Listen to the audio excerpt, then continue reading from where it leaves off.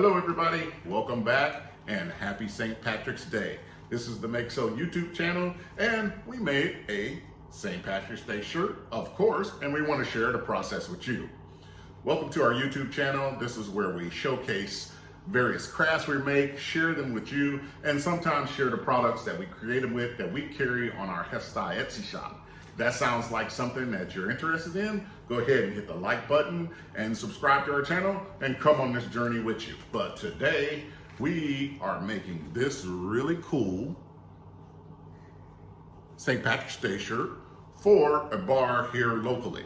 The shirt is going to features the graphics that are not touching, layered.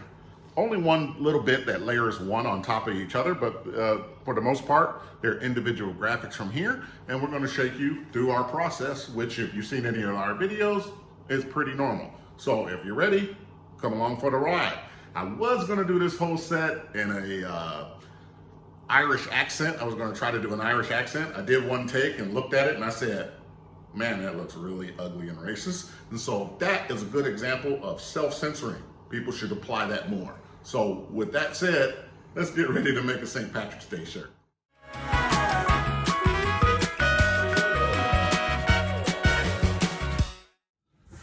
Okay, welcome back to the overhead. We're gonna get right into it. As you see, we got our regular Gildan shirt that we have here in black on the front. And we're gonna start by just getting the heat.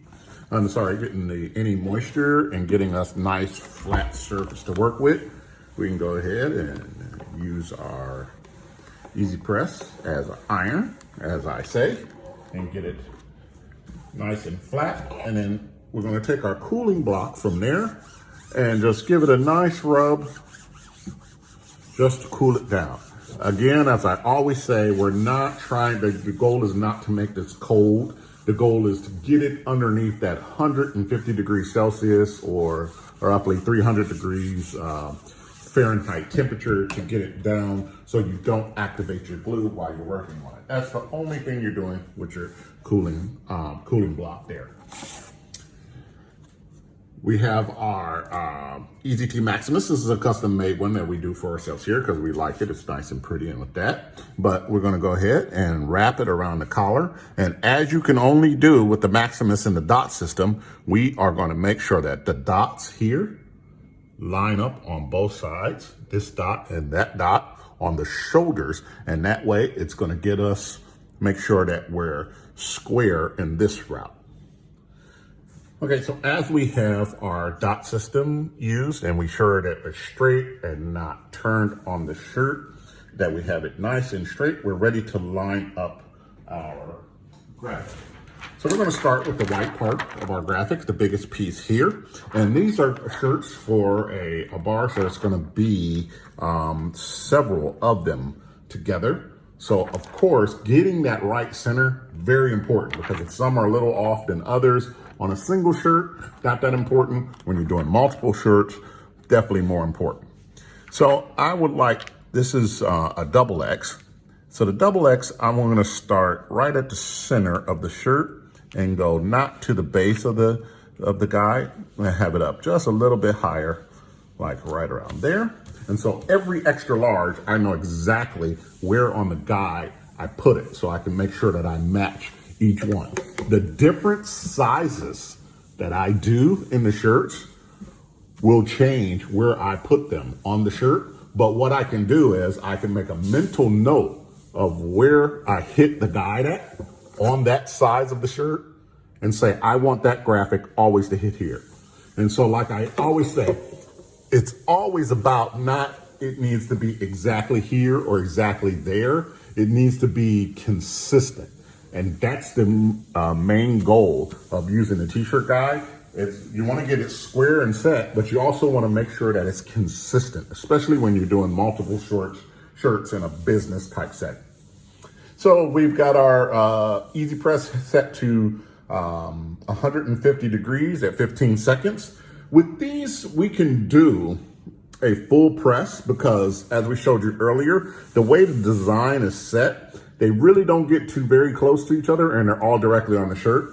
So we're gonna go ahead and full press each layer as we go ahead and stick them on from there, because we're not really worried about shrinkage at this point. And so we're gonna go ahead and just press down on your graphic, and we're gonna go ahead for the full press. We're not doing a tack press because this is not full layer.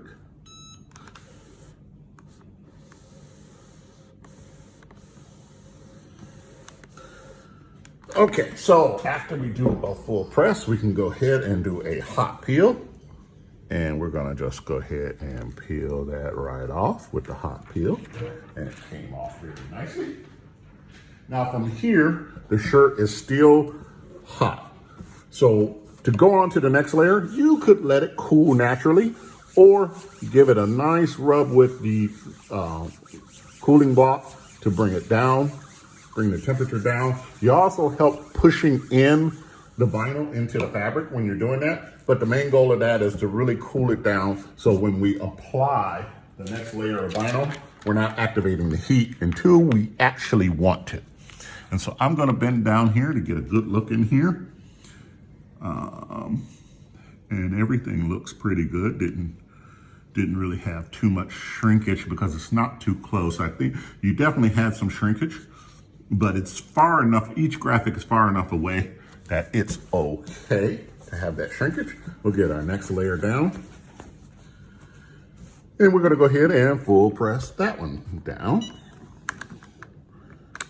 for the full 15 seconds, giving it moderate pressure there.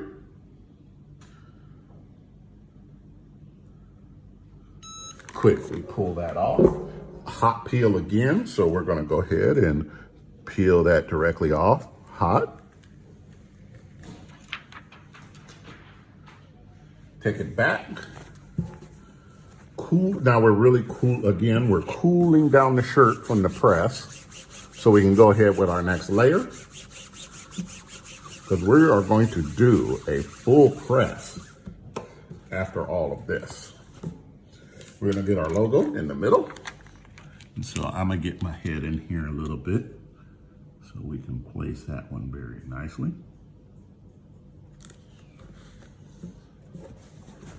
And our logo will go down here in the middle. We're gonna do a full press with that and get that fully on.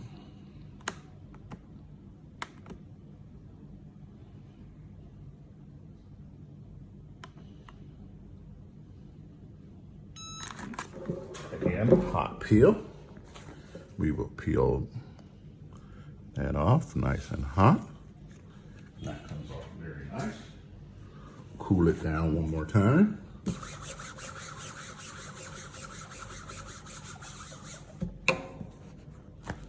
And then place our last little accent piece.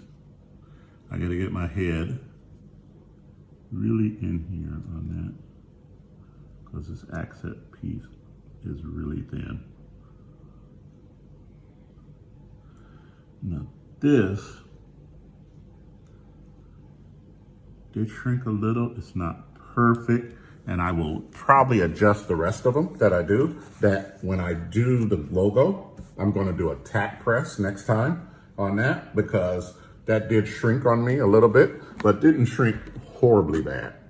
And we're gonna go ahead and full press this down.